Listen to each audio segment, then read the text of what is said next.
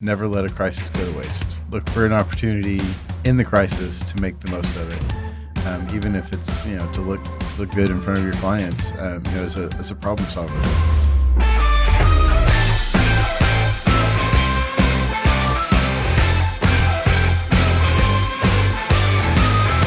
All right. This is the Joe and Todd Show. Number 13. I'm Joe Mathis. And I'm Todd Wade. We're going to talk about never wasting a good crisis. I love this topic. This is my favorite topic. You got really excited when we figured out we were going to do this topic. Yeah, I love this topic a lot. Because I think in a lot of ways, this is what being an event planner is. I think this is what being in business is all about, is learning to grab a hold of the tide and ride it. Learning how to make a potential flop a success, and really just learning to pivot, learning to plan. So. I feel like this is something you're really good at, and this we were talking about in our notes about telling stories, about examples of when you learn to pivot. And I love the story of your dad carrying in the terrarium to. I can just picture it now. I don't want to work all night long in this terrarium. How old were you? Yeah, so I was fifth grade, I think. Fifth grade, and your dad's carrying in this terrarium, and he drops the terrarium on the way into. I would have felt so bad if I'd done that. He did. He felt awful. Sure he did. He felt awful, and I think I remember it so well. I can almost say what I was wearing. And thank you for saying that word, because I don't know how to say it very well. Terrarium. I did that on purpose. Yeah, you did that well. So I was in fifth grade. I was in 4-H, and I entered this thing in this glass dish with dirt and stuff in it in the county fair, and he dropped it, kind of slid around, and I happened to have a bag of supplies with me. Surprise! You're back up, and had all the little things in there, and I sit down on the ground and basically just put this thing back together. Rebuilt it. My tweezers, the whole bit. What made it happen? I'm just gonna redo it. Yeah, 15 minutes, and it was really cool. My dad referred back to that story a lot when I was growing up, and said that was kind of the moment he knew that I'd be successful whatever I did, because I could say, I was going to be fine, because I didn't wallow in my self-pity. I didn't burst into tears. I just kind of, here it is. Let's make the best of it. And I think that's just one of the things that you got to learn to do. And it is hard to kind of have that mindset and that framing sometimes of it's not the end of the world. And by the way, I did win first prize. Yeah. Grand prize, well big purple ribbon, blue ribbon. I don't know where it was. But anyway, that's happening to so many people right now. Their cheese is getting mooed per se, or their terrarium is getting dumped, and it's we're having to rebuild a lot of what we're doing and figure out how to pivot. So, we want to just tell a few stories today, and nothing too super heavy, but just kind of give some inspiration about how we can see opportunities in the disasters or the crises, and make the best of them. So I think, like we talked about a while ago, I think the key is always having that plan B, that backup plan. I know probably the most important thing to me is to understand the why. Why are we doing it? And a lot of times we'll meet with a bride, I think of brides especially, and we'll just kind of start the conversation with, what's your dream wedding? When you were a small girl, a small child, what did you imagine your wedding to be like? And, don't get caught up in budgets and numbers. And I think usually when you hear those, you hear very clearly, this is what I want to accomplish that day. And so as long as you get there, it's okay. And I think so many times we focus on, oh, wow, the cake is not the right color, or, the aisle runner didn't go down when it was supposed to go down. It's like, in the end, it's not that big a deal. It's okay. Let's just move on, roll on, and make it happen. And I think it's really important to understand. Exactly. You're still going to be married in the end. Yeah. And I think sometimes you got to understand what is important. I think there's been a couple of times in my life and the event world where I have chosen for somebody, let's not do that. Let's move on. It didn't work. The video didn't work. Famous story a couple of years ago. The video was not incorrectly, and the guy would not go on stage. And so I was like, just go on The stage. intro video, like telling all about who he is, and he was like, "Nope, I'm not going on until that video plays." Nope. And it was a hard lesson learned. I think it was for me. It just reminded me again of we had not had the opportunity to talk to the speaker ahead of time. We didn't understand his most important things, and I, at the time it was kind of like, well, that's okay, I guess. The client is kind of sheltering us. Is in the end, I wished we would have taken time to really understand what was important with that speaker, because the video would have came up. We could have had a backup and had several things ready to play. But anyway, I think there's times you learn and you just kind of figure out, when to move on. And for me, I'm always planning a plan B. I'm always thinking of what happens if I get to this restaurant that's closed, where am I going to go next? And in the bigger scheme of things, there's been times that I've actually planned the plan B almost to fruition, of lining up a vendor or even ordering stuff and having it sit in the warehouse to return it, just in case. One of my favorite stories is a mentor of mine.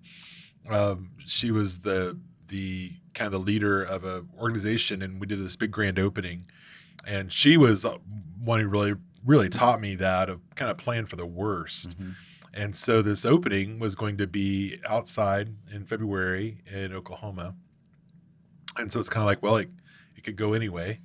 And so she ordered umbrellas, had lots of umbrellas. She ordered blankets, lots of blankets. She ordered hand warmers, thinking, never know what it's going to be like in Oklahoma in the middle of February. Could do any of these. And in the end, we used all of them. We used every plastic tarp we had, and every raincoat, every umbrella, and every hand warmer, and every blanket. And I think it was a valuable lesson to me. And I think for her, she was thinking, if I don't use them for this event, we'll use them for something else. And I love that. I think too, just the times when, another favorite story of mine is this company. They have a certain color. Their red is their color. And it's kind of one of those weird things that I understand their red is a very unique color. And I was working to plan this event with an assistant, a young new assistant, and I tried to express the color issue, and she was working very much in this small budget of this is what I got to get done. And so we had the tablecloths delivered, putting them on the tables, have all the dishes down, centerpieces have arrived, and the CEO comes in to do a kind of a walkthrough, kind of a rehearsal, and says, I don't like the red. It's not the right color. It's not right. And it's a manufacturing company. And so, you see him go to his person, it trickles down to the assistant, and she comes over to me and says, he doesn't like the tablecloth color. Can we switch it out?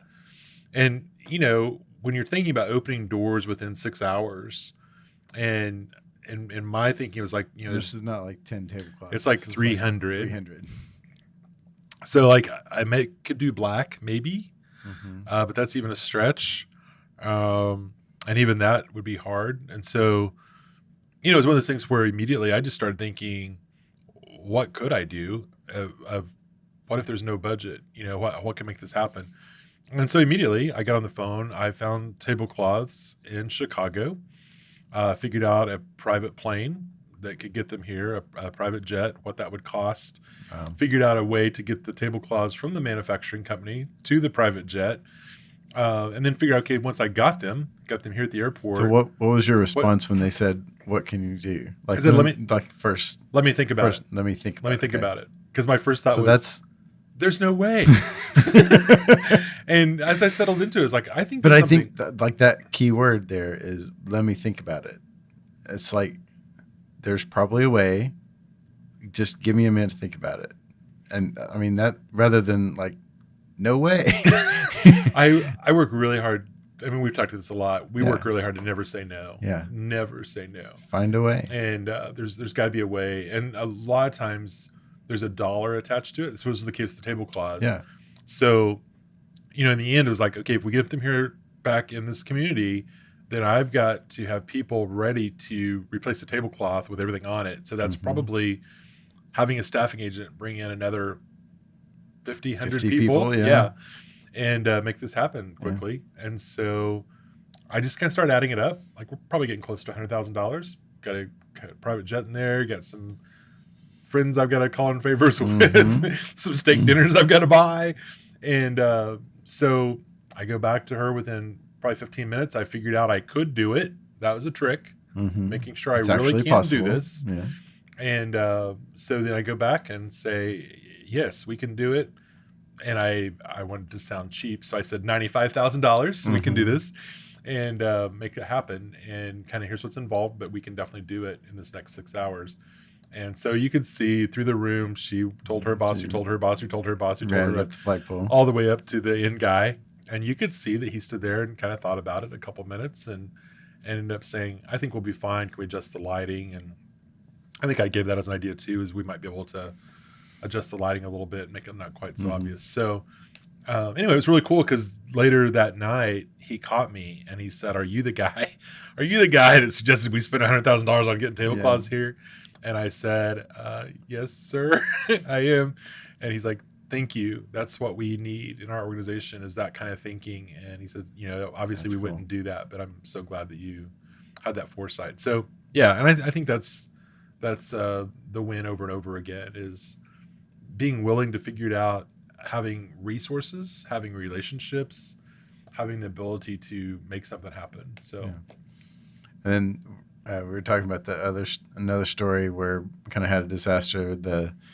I feel like you tell a story almost sometime in planning of every event. It kind of comes out. I don't even know what the story is. The one where the entertainer was stuck in traffic in Los Angeles and called, and it's like the key entertainer, like big name entertainer. Like if he doesn't show up, the event is kind of a wash. And he calls and says, sorry, I'm stuck in traffic. I'm going to miss my flight and I'm not going to make it. And you're like, let me think about it. No, it was not like, let me think about it. It was like, oh, yes, you are. Oh, yes, you are. We're going to do this. This is happening. So that was the time it was really good for me because I know my way around LA. And so I could pinpoint, so probably before Google Earth, a little bit, maybe before that. Yeah. But I could pinpoint my mind where I thought he was. And I could kind of figure out, okay, if he is heading to LAX, but if I can get him off on the next exit and get him turned around and get him back to Burbank, or originally I was going to, like one of the smaller airports in the area, and John Wayne was where I was thinking. That's my favorite airport. And so shout out to John Wayne Airport there. Anyway, so I thought, well, if we can get him back to Burbank, I can get a private plane from there. I know people who have private jet services from Burbank, and I can make that happen. So, so I started working with his manager. First of all, let's figure out how to make this happen. Let's just not cancel that easily. We're not giving up. Same time, we did have his opening act that we did go ahead and talk to them and say, if he doesn't show, what can you do? And so how long can you play? They started working on that. And so that's all kind of going over to the side of like, I think I'm going to get him here, but just in case we don't. And then I called my jet people and said, hey, got a little fun challenge here. If I can get someone there in the next hour, can you still get them to our destination across the country in 4 or 5 hours? And they're like, oh, absolutely. Sure. We'll make it happen. We need an American Express card. And so, so I got an American Express card and basically gave them this number and said, we're going to work on it. And they ended up calling the entertainer directly and basically saying, hey, if you turn on this street, if you get it this way, talking to his driver, if we can get you out here, come in this back way, come onto the lot. Yeah. They got him on the plane, and the words in a text message that said "wheels up" is one of the greatest text messages of my life. Yeah. Because his manager was standing beside me saying, "I don't see how this is ever going to happen. I don't see how far ahead of time was this? This was around noon. Noon, the day of the event. The day of the event. Yeah. So he was supposed to leave on a 1 o'clock flight to be here. And supposed to be here for sound check. We didn't do a sound check that day, but maybe 11, might be 11 that morning. And so, California time, it was 2 or 3 hours ahead or whatever it was. And so, we had a little bit of cushion in the end. But that's really all we had. But the manager's telling me it's not going to happen. You just got to plan for B. There's no options here. We were trying to figure out what other entertainers were in the area. That was the other thing. I had someone else just go off and just call everybody, call whoever and just see who's might be around that could come if it's a Saturday night. But surely there's an off night for somebody or someone visiting somebody or what could be happening. So again, plan B within the plan B. So at the end of the day, we had about 4 solutions to the problem. I was pulling my client in immediately, kind of telling them what was happening, and it was a so it sounds like you're pretty much knew what to do in that situation. Were there any things that you learned from that experience? Well, so actually the plane story, I just simplified a little bit. It became complicated because I happen to know that the company who was putting the event on had a private plane. And so I know that their best solution would be, we'll send our plane. So I had to go down that. I had to chase it down. I had to figure out where their plane was, what the cost would be to get it in the air, get it there, get it landed, get back. And so I had to chase that down. So that's probably the thing I learned in that day was I've got to always chase down the options. So when we go to him, I mean, at the end of the night, we spent $15,000, $16,000 to get the guy here that we hadn't planned on. Okay. And I think to be able to present that and say, we couldn't use your plane. We tried. We couldn't get it there fast enough. It doesn't have fuel in it right now. We've had to fuel it up. And by the time here's why that wouldn't work. And so again, I think that's probably the thing I learned a lot was I may know a solution's best. So it's worth running down the bad options and finding out why you can't do. It's just as important to run that down as it is to come up with the one that works. So you can spend the money. I knew in the end what we had to do to make it happen, but I also had to have all these other solutions. I had to know there's really no other entertainer in the area. There's really, the other guy could do an hour or whatever more, but it's not going to be the same because we've told people he's coming. So anyway. So, and then another story we were talking about earlier was when the client walked in the room and said, so where's the camera going to be? That was awful.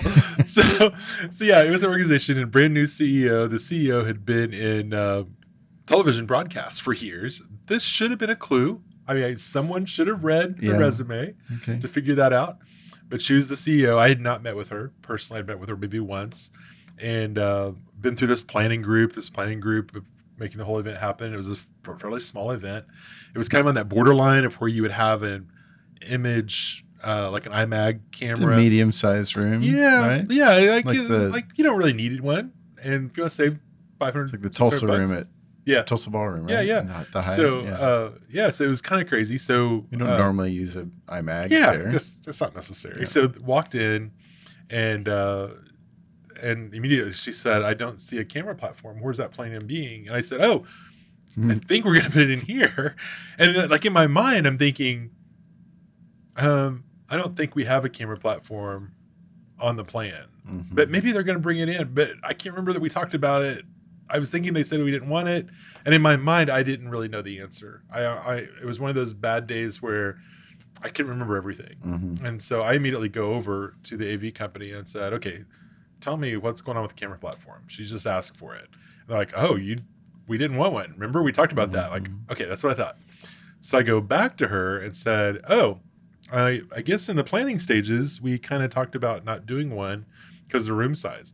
Her eyes got huge. Said, "There will be a camera platform." I'm like, "Yes, there will be." This is a no-go if there's no camera platform. I couldn't agree more. And so immediately I go back to the AV company. And again, the relationships of being able to say, "Please, let's make this happen." At that point, I was willing to put in my own money. Like I wanted the success of this event and her. Which just makes me cringe. Feedback. I know. But it comes to that sometimes. I'm just like, what's the difference going to be? We did a thing this week where it's like we forgot to order something. So it's like, we'll pay for the shipping. And Todd's like, no, we won't. Like, yeah, we can pay for the shipping. We'll just cover it. And he's like, I don't know. And so in the end, it's like $50 more. Like, yeah, it's no big deal.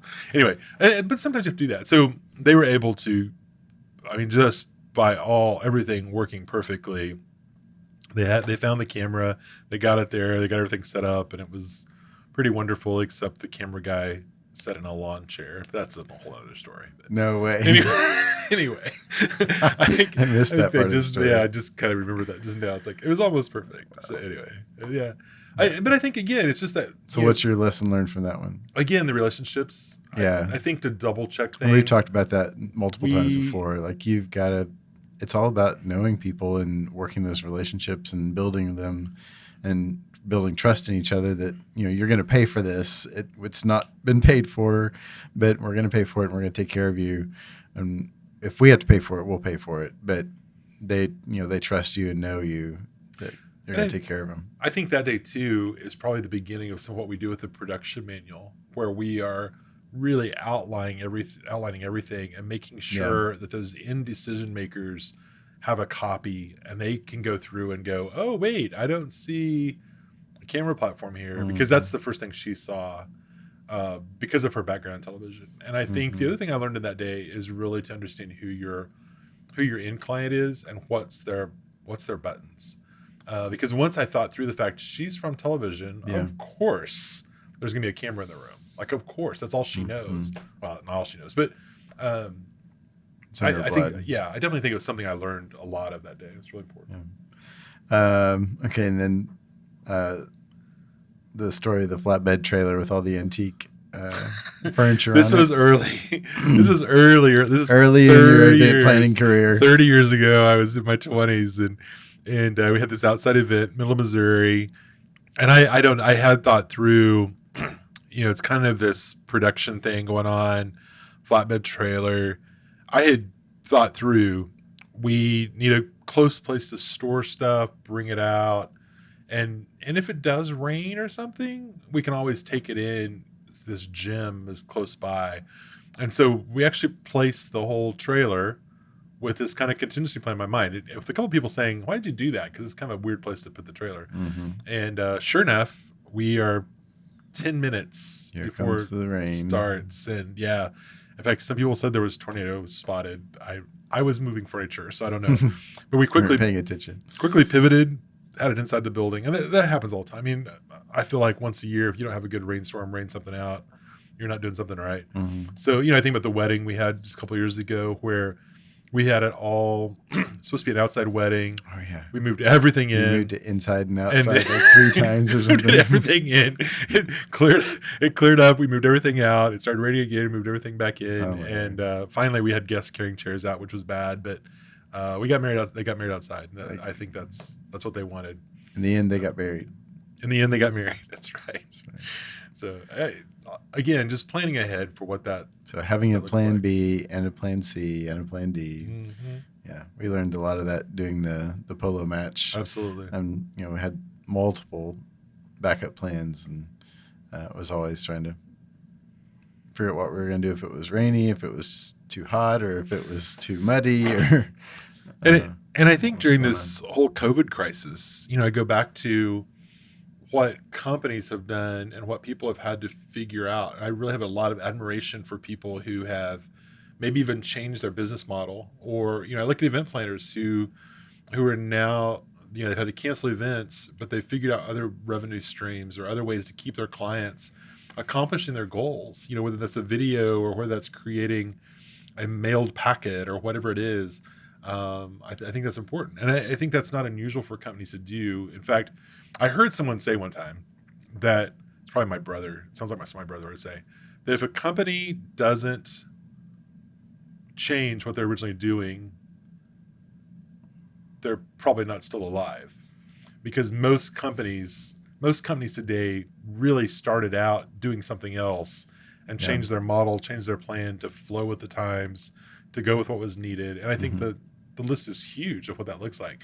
I brought up in our notes a while ago that Timex, I think, was one of those companies, and we couldn't find it on Google. If anyone can find the story of what Timex did, originally. Yeah. So were they a watchmaker? Something with World War II. I think it was a bomb making company. That's what I think. Originally. I think they did something with World War II bombs. If anyone can find proof of that, email it to us. We want to know what that is. But we did find a bunch of companies that that started out as something very different than what they do now. So we just made a quick list of this, and we're going to talk about this. So like PayPal actually started as a cryptography. What is cryptography? So I assume it's like they're making code like hard to understand and encrypting. Oh yeah, of course.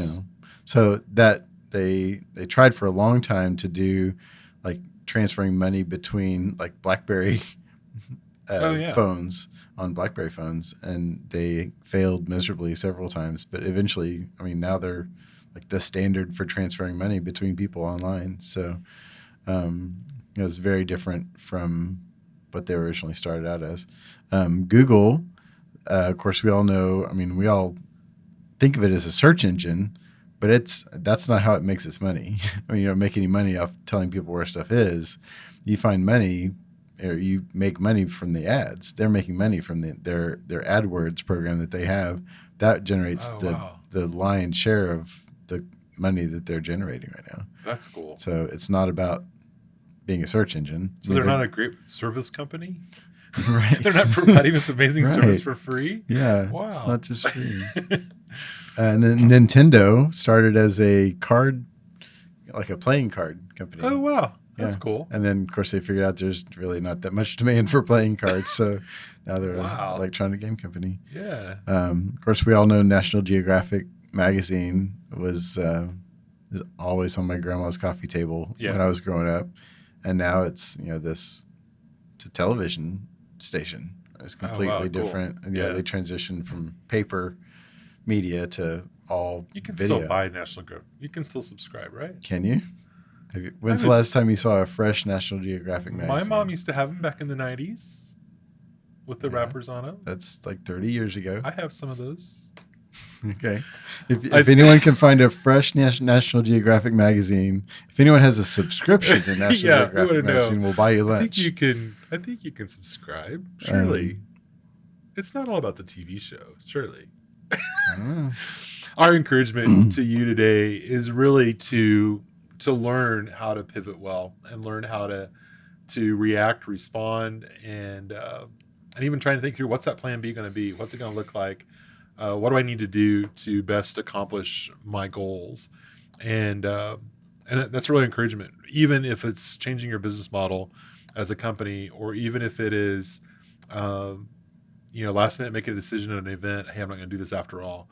We're not going to try this. And I think that's the key to success, is learning to have plan A, plan B, plan C. Never make promises, of hey, we'll definitely do that, because you don't know what's going to happen. I think that's one of the things I've learned along the way is, hey, we're going to work really hard to make that happen, but we don't have a guarantee. We don't have, we can't absolutely say it's going to happen. The guy's not going to come out of the sky exactly the right time. The candy is not going to fall from the drone. Real story there. Wish we had time to tell you that one. The drone doesn't necessarily do what you want it to do. The cats, the animals, the dogs don't always act like they're supposed to act. So what's your takeaway? I always say, if there's children, animals, and balloons involved, my fee goes up. Our fee goes up. Because, and I think that's true, that we've got to have a way, if there's children, animals, or balloons involved, they're so unpredictable. There's something going to happen, and we better have a way to recover. So again, I think that's one of the keys to being a successful event planner, a successful business person, is knowing how to jump in and make something else better happen. Okay, so let's review our lessons learned. What do we got? Number 1, always have a plan B or C or D or more. Always bring more stuff than you need. We learned that from Joe's terrarium. I always have story. Supplies. Or know where I can get them. Number 3, focus on your relationships. Your relationships are invaluable when there's a crisis. Number 4 is never let a crisis go to waste. Look for an opportunity in the crisis to make the most of it, even if it's to look good in front of your clients. As a problem solver and as a person who can help them, you know, make yourself look appear more valuable to them because of the crisis, because you're able to help them solve it. So anyway, have lots of fun while doing it. That's the whole key. Make it fun. Tell good stories afterwards. Say thank you to the people that made it happen. Don't forget that. And the people that helped you. Yeah. Appreciate them and acknowledge them, and make sure that they know you could have done it without them. So, and of course, we are all grateful for our clients who let us do crazy stuff all the time and take risks and have adventures and do good stuff. And so always appreciate your clients and thank them for where they've gotten you. So again, never waste a good crisis, because there's always good that can come. So thanks very much for tuning in today. Good to see you guys. Yeah, good to see you. Yeah, good to see you. Hi. And be sure and like us on Facebook, on Instagram, Joe and Todd Show, or Rumble Drum. We'd love to hear from you. Email us, text us, reach out to us, check out our website. Yeah, don't forget to check out our new website, our new design website. It's fun. We're in our new offices, by the way. We're back in our offices. Yay. And then also, it'd really mean a lot to us if you would subscribe to our channels, like us, and then even reviewing us, letting us know, encouraging others to watch or listen, and letting us know what you think as well. So that'd mean a lot to us. Again, thanks for tuning in. I'm Joe Mathis. Todd Wade, signing off. Talk to you later.